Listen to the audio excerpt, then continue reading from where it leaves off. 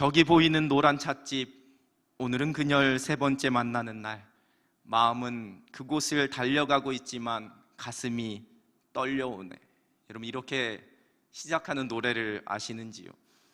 1991년에 이상우라는 가수가 발표한 그녀를 만나는 곳 100m 전이라는 가요입니다. 이제 막 사랑을 시작한 한 남자가 데이트 장소로 가면서 느끼는 감정을 잘 묘사한 그 가사가 재미있고 거기에 어울리는 아주 경쾌한 리듬이 인상적인 그러한 노래입니다. 약속 장소인 그 찻집에 가까이 오면서 막 떨려오는 가슴, 그리고 이미 그 마음은 그곳을 향해 달려가고 있다 노래합니다. 2절은 이렇게 시작합니다. 벌써 날 기다리진 않을까. 아직 15분이나 남았는데 어젯밤에 맞춰놓은 내 시계바늘이 잠든 게 아닐까.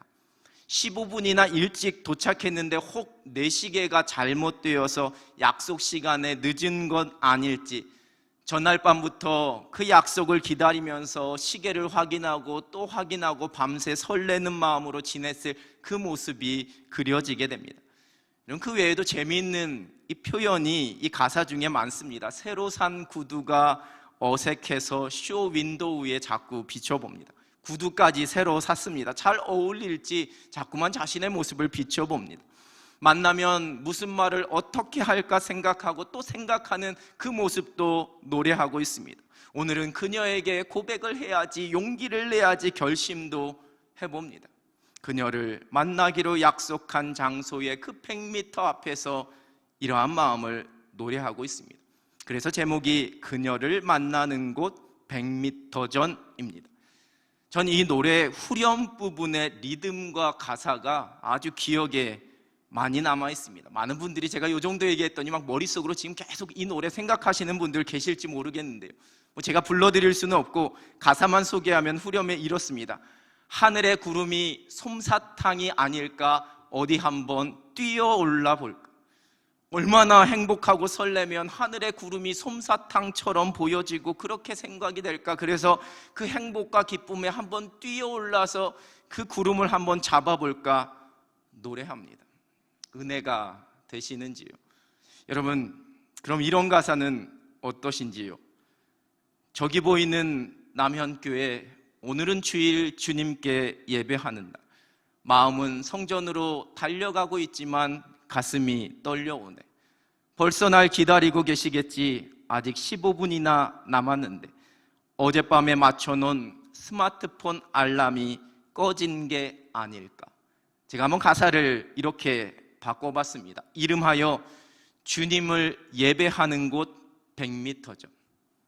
예배하러 성전에 나오면서, 아니 지금은 예배드리기 위해 유튜브를 실행하고 모니터나 스마트폰 앞에 앉으면서 주님 앞에 예배할 내 모습이 잘 준비되었는지 거울에 한번 모습을 비춰보는 그 마음이 너무 설레서 하늘의 구름이 솜사탕이 아닐까 한번 뛰어 올라보고 싶은, 그렇게 노래할 수 있을 정도가 되는 예배를 통해 우리가 하나님을 만나는 설레임이 이 정도는 돼야 하지 않을까라는 그러한 생각을 해보게 됩니다.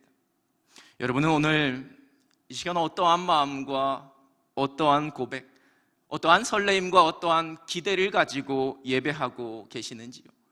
비록 우리가 성전에 모이지는 못하지만 여러분이 예배하고 있는 그 자리가 곧 하나님의 거룩한 임재가 있는 성전이라 고백하고 계시는지요? 그 하나님 앞에서 여러분은 어떠한 모습으로 예배하고 계시는지요? 오늘 우리가 함께 읽은 이 아모스서는 북이스라엘의 여로보암 왕 시대에 활동했던 아모스 선지자를 통해 회개하지 않는 북이스라엘 백성에게 이제 무서운 심판이 내려지게 될 것을 경고하는 말씀입니다. 당시 북이스라엘은 여로보암 2세가 거의 40년 동안을 통치하면서 전례 없는 안정과 번영을 누리고 있었습니다. 그래서 그들은 이러한 부와 번영이 하나님의 복이라 생각했습니다. 그러나 그들이 황금기라 생각했던 그 시대는 실제로는 심판과 멸망으로 가는 몰락이 시작되었던 시기였습니다. 아모스에게는 그들이 가지고 있었던, 이스라엘 백성들이 가지고 있었던 그 어리석은 기대와 생각을 바로 잡아줘야지만 되는 그러한 사명이 주어졌습니다. 오늘 본문 앞부분인 아모스 5장 1절에서 3절의 말씀은 애가가 기록되고 있습니다. 5장 1절입니다. 이스라엘 족속아, 내가 너희에게 대하여 애가로 지은 이 말을 들으라. 여러분, 애가는 당시에 국가적으로 어떤 큰 슬픔을 당하거나 누군가 죽었을 때의 장례식장에서 부르는 슬픔의 노래였습니다. 하나님께서는 아모스 선지자를 통해서 이스라엘 백성들이 겪게 될 그 비참함을 애가로 들려주십니다. 그들이 겪게 될 하나님의 심판이 얼마나 무서운지, 그들이 완전히 멸망당해 아주 큰 슬픔에 빠지게 될 것을 말씀하시는 겁니다. 이어지는 2절에서 이스라엘이 엎드러졌다, 다시 그들이 일어나지 못할 것이라 이렇게 말씀하십니다. 아무도 그렇게 던져진 그들을 일으킬 자가 없다 말씀하십니다. 1000명이 행군하던 성읍에는 100명만이 남게 될 것이고, 100명이 행군하던 성읍에는 10명만이 남게 될 것이라고, 전쟁에 나갔던 그들이 아주 완패하게 될 것이다 이렇게 말씀하십니다. 처절한 패배와 멸망과 심판을 예고하십니다. 다 무너지게 될 것이다 이렇게 말씀하고 계십니다. 그리고 이어지는 말씀이 오늘 우리가 함께 읽은 본문의 말씀입니다. 애가로 시작된 이스라엘 백성이 만나게 될 심판과 멸망의 비참함과 무너짐으로 시작된 이 5장의 말씀에서 본문 4절은 그러나 그 모든 상황이 완전한 절망이 아니라고 말씀하십니다. 4절의 말씀입니다. 여호와께서 이스라엘 족속에게 이와 같이 말씀하시기를 너희는 나를 찾으라, 그리하면 살리라. 북이스라엘에게 닥치게 될 하나님의 심판과 엄청난 슬픔 속에서 그들이 살 수 있는 유일한 길이 있음을 말씀하십니다. 여호와 하나님을 찾는 것입니다. 그러면 살게 될 것이라 말씀하십니다. 너희는 나를 찾으라, 이렇게 번역된 히브리어 단어는 누구누구에게 구하다, 무엇을 추구하다라는 의미를 가지고 있습니다. 하나님께 구하는 겁니다. 하나님을 추구하는 겁니다. 하나님을 찾고 하나님의 은혜를 갈망하는 것입니다. 죄의 자리에서 하나님께로 다시 돌아와서 하나님을 찾는 겁니다. 오직 그것만이 살 길이다 이렇게 말씀하십니다. 그리고 이어지는 5절에서는 하나님을 찾아야만 하는 그들이 하지 말아야 할 것을 구체적으로 말씀하십니다. 본문 5절입니다. 베델을 찾지 말며 길갈로 들어가지 말며 부엘세바로도 나아가지 말라. 길갈은 반드시 사로잡히겠고 베델은 비참하게 될 것임이라 하셨나니. 베델과 길갈, 부엘세바를 말씀하시면서 그곳을 찾지도 들어가지도 나아가지도 말라 이렇게 경고하십니다. 베델, 의미 그대로 하나님의 집입니다. 야곱이 처음 하나님께 단을 쌓았던 곳이요, 그가 다시 영적으로 회복되었던 곳이 베델입니다.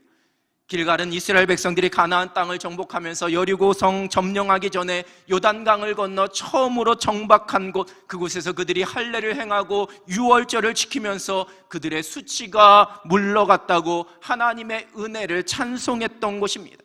부엘세바는 아브라함, 이삭, 야곱이 하나님께서 주신 그 약속과 축복을 얻은 곳이었습니다. 특별히 야곱이 요셉이 총리로 있던 애굽으로 그 일가를 데리고 내려가는 길에 그곳에서 하나님께 희생제사를 드렸고, 하나님께서는 야곱에게 애굽으로 가는 것을 두려워하지 말라 말씀하시면서 거기서 너로 큰 민족을 이루게 하고 반드시 너를 인도하여 다시 올라오게 할 것이다 라는 그 약속을 받은 곳, 그곳이 바로 부엘세바입니다. 이곳들은 이스라엘의 믿음의 선조들이 하나님을 만나고 하나님의 약속을 받고 하나님의 복을 누렸던 장소이기에 이스라엘 백성들에게 일종의 거룩한 성지로 여겨졌던 곳입니다. 여로보암 1세 때에 북이스라엘의 국가적인 성소가 이 베델에 세워지게 되었습니다.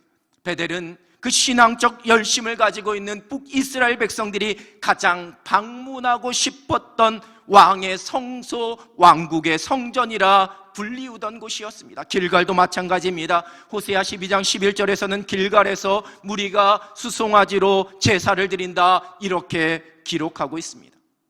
아모스 4장 4절과 5절입니다. 너희는 베델에 가서 범죄하며 길갈에 가서 죄를 더하며 아침마다 너희 희생을 3일마다 너희 11조를 드리며 누룩 넣은 것을 불살라 수은제로 드리며 낙헌제를 소리내어 선포하려무나 이스라엘 자손들아, 이것이 너희가 기뻐하는 바니라 주 여호와의 말씀이니라. 당시에 베델과 길갈에서 드려지던 그들의 제사, 그들의 예배가 있었음을 성경은 말씀합니다. 매일의 희생이 있었습니다. 11조를 드렸습니다. 수은제와 낙헌제도 드렸습니다. 겉으로 보기에는 최선을 다해서 최상의 제사, 최상의 예배를 드리는 것 같았습니다. 그러나 그것은 하나님께서 기뻐하시는, 하나님께 영광 돌리는 제사가 아니었습니다. 그저 스스로 만족하고 스스로의 기쁨과 스스로의 위안을 위해 드리는 빈 껍데기와 같은 것이었습니다. 그래서 하나님께서는 이스라엘 백성들에게 더 이상 그곳을 찾지 말라 말씀하십니다. 그곳을 버리지 않으면, 그곳들을 포기하지 않으면 다 무너지게 될 것이다, 이렇게 말씀하십니다. 그리고 본문 6절에서 다시 한번 말씀하십니다. 본문 6절을 유진 피터스는 메시지 성경에서 이렇게 묵상하고 있습니다. 그러니 하나님을 찾아라, 그래서 살아라. 너희는 잿더미와 폐허뿐인 채 너희 생을 마감하고 싶지는 않을 것이다. 하나님께서 불을 내리시면 그 불을 끌 수 있는 자는 아무도 없기 때문이다. 북이스라엘의 하나님께 드리는 제사, 그 예배 드리는 성전과 예배의 모양이 없었던 것이 아닙니다. 형식이 없었던 것이 아닙니다. 그러나 그 모든 것이 빈 껍데기였습니다. 여러분, 장소가 중요한 것이 아니었습니다. 그들이 제사를 드리러 모이는 곳이 예전에 그들의 조상이 은혜를 받았던 곳, 하나님의 임재가 있었던 곳, 하나님의 언약과 축복이 있었던 곳이라는 사실이 중요한 것이 아니었습니다. 예배하는 자들의 그 마음이 하나님을 향하지 않고 그저 자기 만족에 젖어 있다면, 자기 위안과 자기 과시에 빠져 있다면 그것은 아무런 의미가 없는 빈 껍데기에 불과합니다. 스스로 즐기고 있는 취미와 습관에 불과합니다. 더 나아가 그것은 하나님을 무시하는, 하나님 앞에서 커다란 거역과 불순종일 뿐입니다. 하나님께서는 그들에게 전심으로 하나님을 찾을 것을, 그래야 살 수 있다라는 것을 말씀하십니다. 예배하는 장소가 중요한 것이 아닙니다. 형식이 중요한 것이 아닙니다. 하나님을 사모하는 마음입니다. 하나님의 은혜를 향한 갈급함입니다. 하나님의 임재를 구하는 간절함입니다. 진정한 예배자로 하나님을 찾는 겁니다. 하나님을 만나는 겁니다. 그래야 살 수 있습니다. 우리의 영혼이 살아납니다. 하나님의 형상을 회복합니다. 다시 새롭게 될 수 있습니다. 김난준 목사님이 쓰신 예배의 감격에 빠져라, 이 책의 한 부분에서 이렇게 적고 있습니다. 요즘은 예배가 성도들에게 인내를 필요로 하는 종교적인 의무라고 이해되는 경향이 있습니다.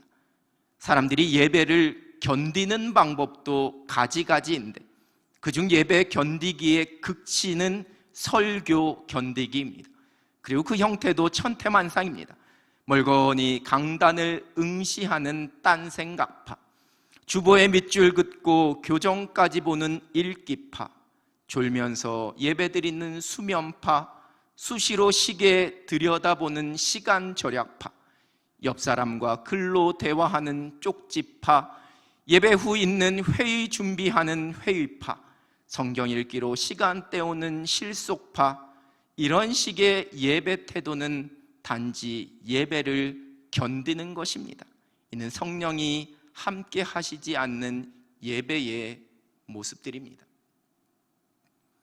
예배하고 있는 지금 여러분은 혹 지금 이 시간을 이 예배를 견디고 계시지는 않으신지요?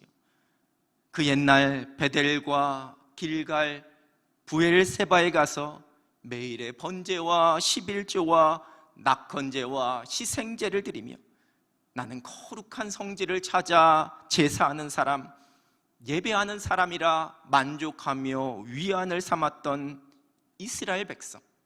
그런데 그들에게 선포된 하나님의 말씀은 살지 못할 것이라는 심판이요 멸망이었습니다. 오히려 다시는 그곳을 찾지 말라는 경고였습니다. 전심으로 그 마음으로 하나님을 찾으라는, 진정한 예배자가 되라는, 그래야 살 수 있다라는 하나님의 말씀이었습니다. 우리가 드리는 예배가 종교적인 의무라고 생각하고 그 의무를 내가 감당해야 하기에 예배를 견디고 있는 우리의 모습이 있다면, 여러분, 그것은 곧 베델과 길갈과 부엘세바에 서 있었던 이스라엘 백성과 다름없습니다. 하나님을 찾는 사모함이 없는, 하나님을 만나는 설레임과 기대가 사라진 예배는 빈 껍데기에 불과합니다. 그것은 결코 우리를 살릴 수 없습니다. 우리의 영혼을 풍성하게 할 수 없습니다. 우리를 다시 새롭게 할 수 없습니다. 회복시킬 수 없습니다. 하나님의 백성들이 살 수 있는 길은 하나님을 찾는 것입니다. 형식과 겉모양이 아닌 전심으로 하나님을 찾는 겁니다. 여러분, 다윗이 밧세바를 범한 그 범죄 이후에 나단 선지자를 통해 들려주신 하나님의 책망을 듣고 그가 하나님 앞에 회개합니다. 그 회개 속에서 다윗이 가장 두려워했던 것이 무엇인지 여러분 혹 기억하시는지요? 하나님께로부터 멀어지는 것이었습니다. 시편 51편 10절과 11절입니다. 하나님이여, 내 속에 정한 마음을 창조하시고 내 안에 정직한 영을 새롭게 하소서. 나를 주 앞에서 쫓아내지 마시며 주의 성령을 내게서 거두지 마소서. 하나님 앞에 자신의 모든 죄를 회개하면서 내 속에 정한 마음을 주시고 내 안에 정직한 영을 새롭게 해달라고, 그래서 나를 주 앞에서 쫓아내지 마시고 주의 성령을 내게서 거두지 말아달라고 간절하게 고백합니다. 다윗은 하나님으로부터 멀어지게 되면 자신이 겪게 될 두려움이 무엇인지, 그 비참함과 초라함이 무엇인지 누구보다도 잘 알고 있었기 때문입니다. 시편 38편 21절에서는 여호와여, 나를 버리지 마소서, 나의 하나님이여, 나를 멀리하지 마소서, 이렇게 탄식하며 기도합니다. 또한 다윗은 하나님의 백성, 하나님의 자녀가 살 수 있는 유일한 길, 하나님께서 약속하신 복을 누리며 생명을 누리며 풍성함을 누릴 수 있는 유일한 길이 무엇인지 알고 있었습니다. 그것은 곧 하나님을 찾는 것이었습니다. 하나님 곁에 머무는 것이었습니다. 시편 16편 11절의 말씀입니다. 주께서 생명의 길을 내게 보이시리니 주의 앞에는 충만한 기쁨이 있고 주의 오른쪽에는 영원한 즐거움이 있나이다. 하나님께서는 하나님의 백성들에게 하나님을 찾으라 말씀하십니다. 이사야 55장 1절과 2절입니다. 오라, 너희 모든 목마른 자들아 물러나오라. 돈 없는 자도 오라. 너희는 와서 사 먹되 돈 없이 값없이 와서 포도주와 젖을 사라. 너희가 어찌하여 양식이 아닌 것을 위하여 은을 달아주며 배부르게 하지 못할 것을 위하여 수고하느냐. 내게 듣고 들을지어다. 그리하면 너희가 좋은 것을 먹을 것이며 너희 자신들이 기름진 것으로 즐거움을 얻으리라. 여러분, 이어지는 6절입니다. 너희는 여호와를 만날 만한 때에 찾으라. 가까이 계실 때에 그를 부르라. 하나님의 백성들을 향한 우리 하나님의 거룩한 초청입니다. 복의 자리, 은혜의 자리, 생명의 자리로의 부르심입니다. 그것이 곧 하나님께서 우리에게 주시는 하나님을 만나는 예배의 자리입니다. 예배는 곧 하나님을 찾고 하나님을 만나는 자리입니다. 죄인된 인간, 피조물된 인간이 거룩하신 하나님, 창조주 되신 하나님을 만나는, 도저히 은혜와 사랑이 아니고는 허락될 수 없는 하나님의 긍휼과 자비로 허락하신 감격과 은혜의 자리가 곧 예배의 자리입니다. 우리는 예배를 통해 하나님의 임재를 경험합니다. 하나님의 하나님 되심을, 우리에게 하신 하나님의 놀라운 일들과 그 손길, 온 세상을 창조하시고 다스리시는 온 우주의 주인 되시는 하나님을 마음껏 찬송합니다. 우리의 심령을 어루만지시고 우리에게 말씀하시는 하나님을 경험합니다. 예배는 우리를 찾아오시는 하나님을 만나고 하나님을 경험하는 자리입니다.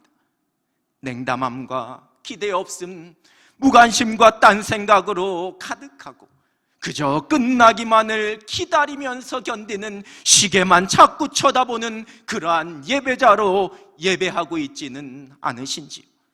하나님의 임재의 자리에 서 있으면서도 여전히 세상의 염려로, 세상의 즐거움과 호기심으로, 해야 할 일들에 대한 부담으로 이 예배에 집중하지 못하고 마음은 다른 곳에 가 있는 그러한 예배자는 아니신지요? 하나님은 영이시니 예배하는 자가 영과 진리로 예배할지, 성령과 진리의 말씀으로 우리가 예배합니다. 오직 성령께서 우리의 마음을 다스려 주시고, 성령께서 우리에게 사모하는 심령을 허락하여 주시고, 성령께서 예배의 모든 시간 동안 우리의 모든 생각을 다스려 달라고 우리 주님 앞에 기도하며 예배합니다. 예배하는 가운데 성령께서 우리의 죄인됨을 깨닫게 하시고 하나님 앞에 우리가 정결함으로 서서 하나님과 멀어지지 않게 해주시기를 그렇게 간구하며 예배합니다. 오직 진리이신 예수 그리스도를 만나고 진리 되신 하나님의 말씀으로 우리의 존재를 깨닫고 우리의 마음밭이 기경되고 그리스도인답게, 하나님의 사람답게 이 땅을 살아갈 믿음과 용기와 결단을 허락해달라고 그렇게 사모하며 기도하며 예배합니다. 온전한 예배자는 예배를 통해 경험하는 하나님의 임재 속에서 거룩한 고민과 거룩한 성찰을 하게 됩니다. 이사야 선지자가 하나님의 임재를 경험하면서 화로다 나여 망하게 되었도다, 부정한 사람인 내가 만군의 여호와이신 왕을 배웠음이라 그렇게 고백했던 것처럼 하나님의 임재 앞에서 나 자신을 발견합니다. 그리고 거룩하신 하나님, 왕 되신 하나님 앞에서 그 은혜로 하나님의 형상대로 지음받은 내가 존귀한 자라는 것을 깨닫고 나의 존재를 새롭게 발견합니다. 온전한 예배자는 예배를 통해 하나님의 임재 속에서 하나님의 뜻을 분별하고 하나님의 마음을 깨닫습니다. 혼란스럽고 어지러운 세상 속에서 분별하며 살아가야 할 하나님의 선하신 계획, 하나님의 기뻐하시는 일이 무엇인지 예배 가운데 깨닫습니다. 나에게 원하시는, 나에게 기대하시는 하나님의 사람으로서의 모습을 깨닫습니다.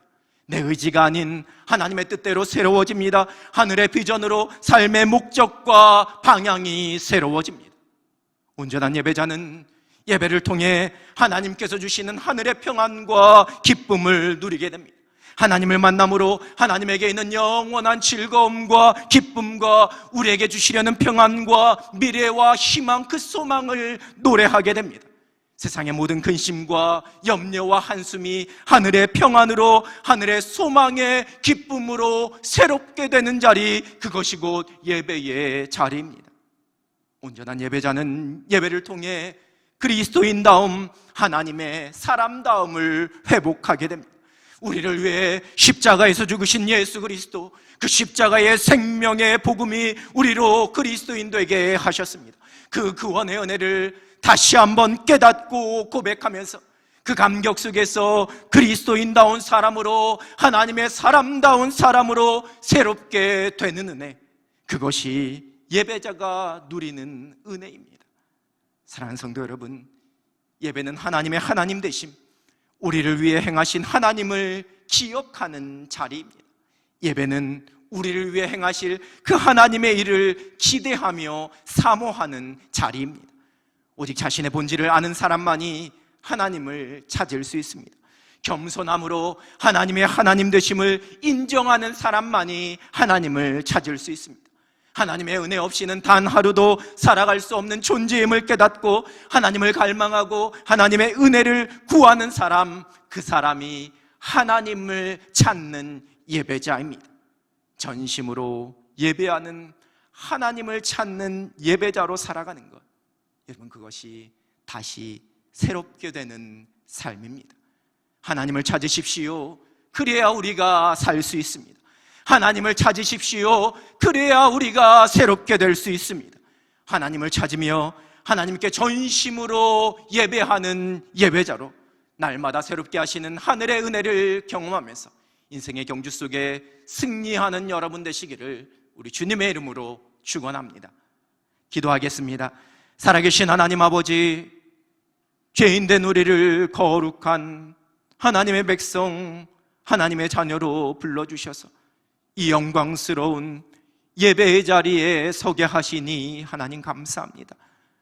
연약했던 우리의 모습, 온전한 예배자로 서지 못했던 우리의 모든 모습 주님 앞에 내려놓사오니 전심으로 하나님을 찾고 하나님을 예배하는 하늘 백성이 되게 하여 주시옵소서. 예배를 통해 우리를 회복시키시고 예배를 통해 우리를 다시 새롭게 하시고 예배를 통해 넉넉히 세상을 이길 만한 힘과 용기를 허락해 주시는 하나님을 날마다 경험할 수 있는 행복한 예배자가 되게 하여 주시옵소서. 예수 그리스도 이름으로 기도드립니다. 아멘.